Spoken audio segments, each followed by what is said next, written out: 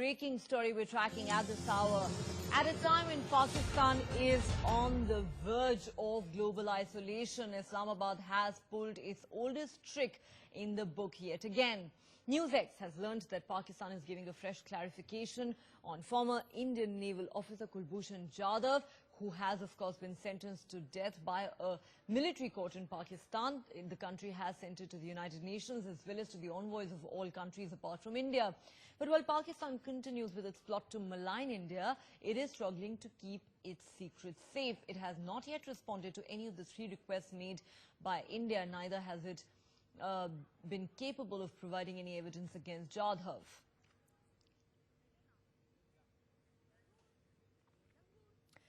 Well, so Pakistan is at it again, employing one of its oldest tricks in the book, now trying to malign India by giving a so-called clarification to the entire world, including the United Nations. My colleague Geeta Mohan is tracking that story and now joins us with the very latest.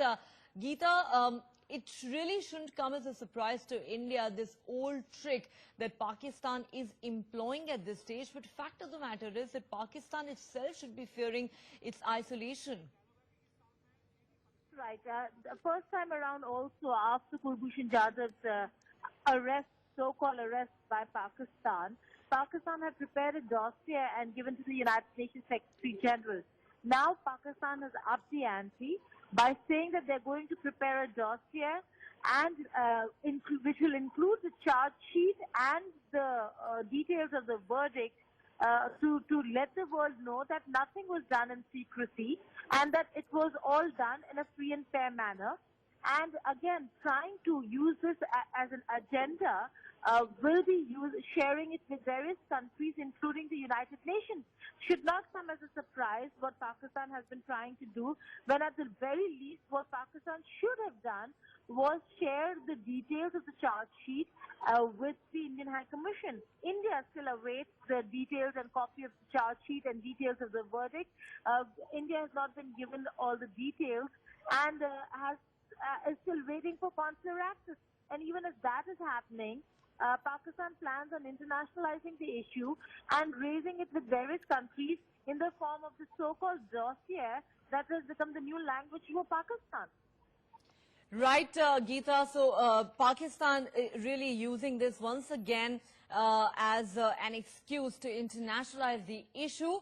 But the question is this going to backfire on Pakistan? Let me take that across to Ashish Singh, who's also with us now for more on that story.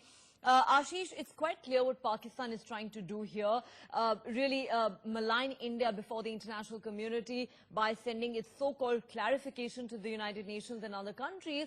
But fact of the matter is that Pakistan should really worry about whether this could backfire on them, given that a kangaroo court has, awarded this sentence to Kulbhushan Jadhav without a proper trial, and that is something that is likely to get exposed sooner rather than later. That's right, Neha. This is not the first time when Pakistan would be resorting to this kind of method. If you see the way Pakistan has been raising the K bogey at the United Nations various forums, and also wherever you see Pakistan envoy, be it in China or US or any other superpower of the country they go and meet. Kashmir is one issue that Pakistan always raises, and they always blame India. But these methodologies have not yielded any result for Pakistan, at least in last recent past we have seen in last few years. Also, the methodology of giving the worded copy, the charge sheet, and the charges against the Kulbhushan Jadhav, a copy of, including the verdict, a copy of get any kind of support from other countries. The other countries, as I mentioned, US, UK, Iran, all of them have snubbed Pakistan time and again for its terror activities. US cannot forget that the world's most wanted terrorist was hiding in Abbottabad, just next to Pakistan military compound. And the other countries have also been supportive of India when it comes to anti-terror operations. When India conducted surgical strike, Neha, if you remember, the Indian government had called almost all the envoys present in India to inform them about what India has done in order to secure and to defend its sovereign territory. That is something at that point of time we have seen a lot of positive response emerging from various countries who Indian government had decided to inform their envoys in New Delhi. But Pakistan had never got any kind of support. At that time as well, Pakistan had informed a lot of envoys in Islamabad, but that failed to completely get any kind of garner any kind of support from various countries. So this again is one step by Pakistan, a similar step rather what it has taken in recent past to corner India. But it's tried and tested method. It has never been positive for Pakistan. Now there is another aspect that Pakistan is looking at to corner India at the international forum. This is again not something that Pakistan would be doing for the first time. As I mentioned, they have been raising Kashmir issue, anti-India campaign at every possible given opportunity at the international and at the bilateral talks. But again, it has not given any positive response to Pakistan. Once again, it's going to try, but I doubt that Pakistan will get any kind of positive response from other countries on this issue. Neha? Right, and that is really the big question, Ashish, that even as Pakistan tries to malign India before the international community, chances are it could very well end up exposing itself and facing some sort of a backlash and even a global isolation, something that India is working towards relentlessly. Ashish, let's also talk a little bit about where India stands on this entire issue at the moment.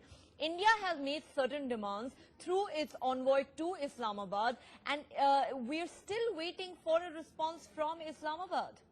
That's right, Neha. The Indian government, with the help of NSA, the Ministry of External Affairs and Ministry of Defence, have prepared a lot of options that what can be done against Pakistan in order to teach Pakistan once again a lesson as far as the entire Kulbhushan Jadhav episode is concerned. But the priority of the Indian government is to secure life of Kulbhushan Jadhav.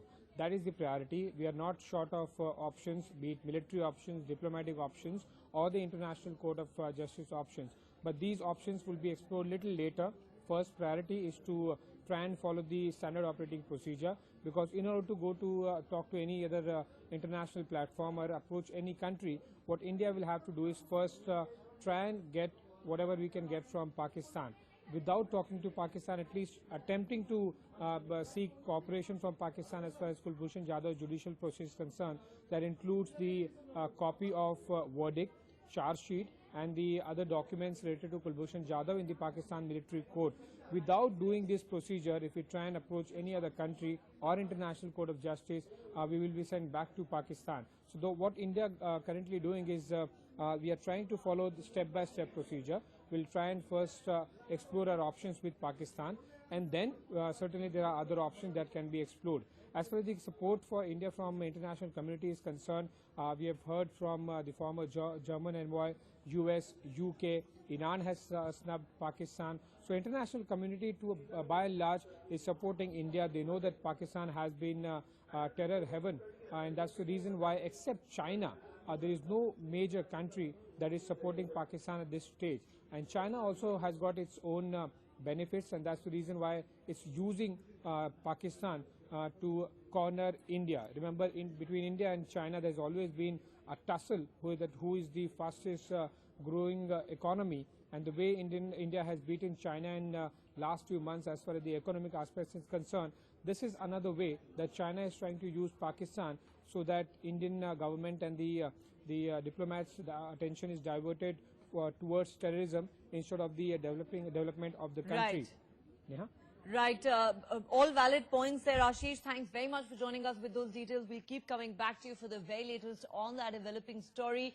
In the meantime, the Pakistan Supreme Court Bar Association has raised objections to the military courts in the country. Former President of Pakistan Supreme Court Bar Association, Syed Ali Zafar, in fact, has clearly said that he does not support the parallel functioning of the military courts in Pakistan that were instituted by Zia-ul Haq and then reinstated by Nawaz Sharif in 2015. Now, even the Pakistan Supreme Court Bar Association has dubbed the existence of these military courts as an invasion of the authority of the judiciary in Pakistan. The military courts have been criticized for their lack of transparency, where the person being tried is not even allowed to defend themselves. With this being the case, can the death penalty awarded to Kulbhushan Jadhav by a military court in Pakistan still be held legal and justified? For more on that, we are now joined on the phone line by former Foreign Secretary Shashank. So thanks very much for speaking to NewsX. My question to you is simply this, sir, that there are people within Pakistan, the Supreme Court Bar Association, for example, that has raised serious objections to the very existence of the military courts, which, as we know, have been very controversial.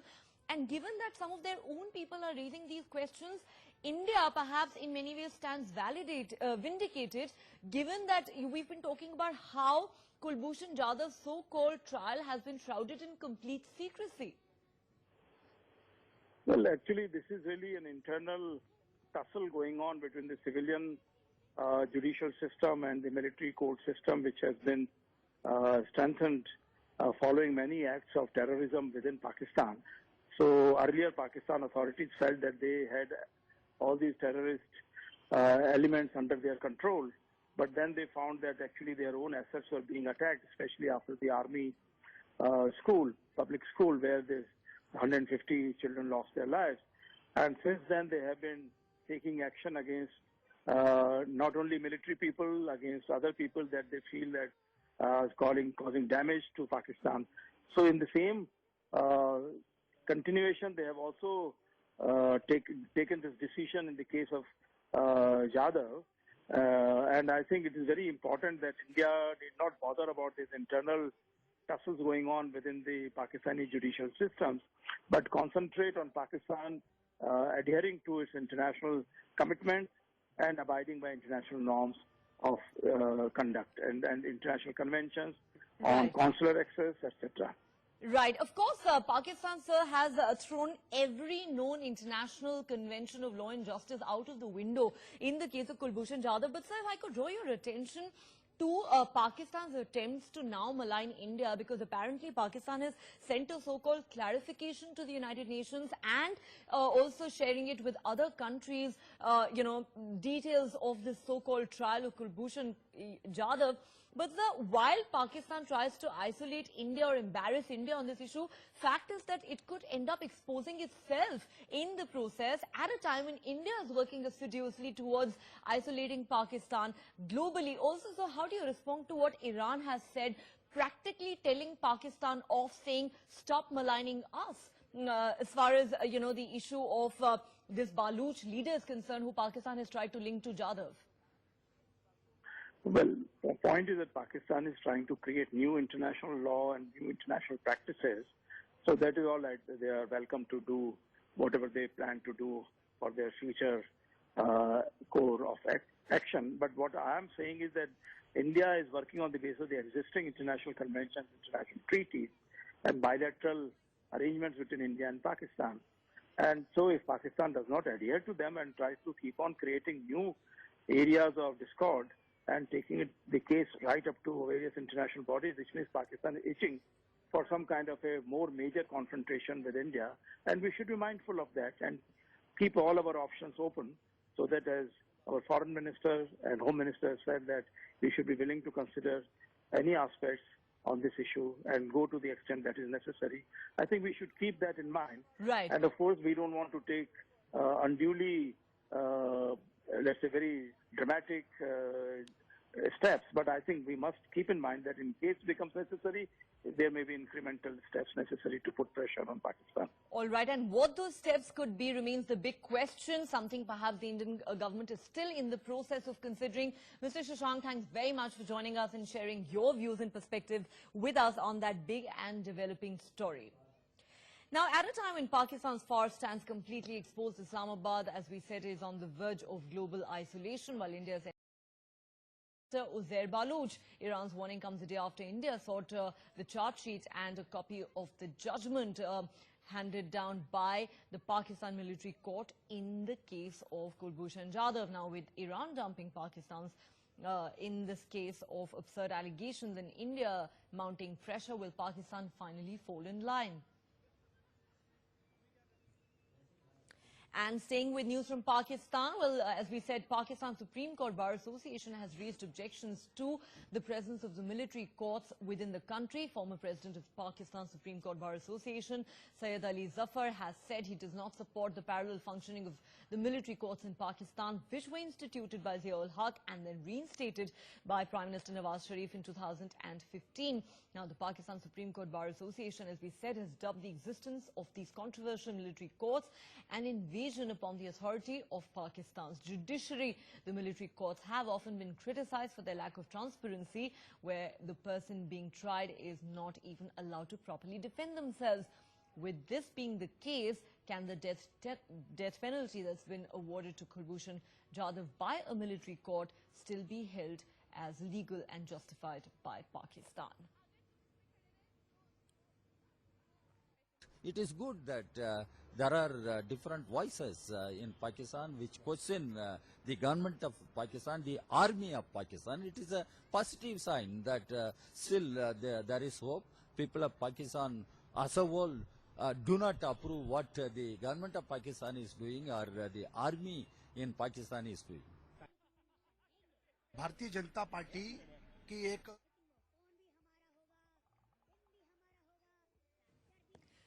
Well, so like we said, there are now voices within Pakistan who are very, very critical of the government and the Pakistan army, and they have now come forward and voiced serious concerns, even raised objections to the very existence of the controversial military courts in Pakistan. This has been a matter of huge controversy in Pakistan for years now, and this is, of course, a problematic matter for India as well, given that it is a military court that has carried out the so-called trial of Kulbhushan Jadhav in a completely non-transparent manner, something that has raised a lot of questions about the verdict, the death sentence that's been handed down to Kulbhushan Jadhav, something that India has been protesting very, very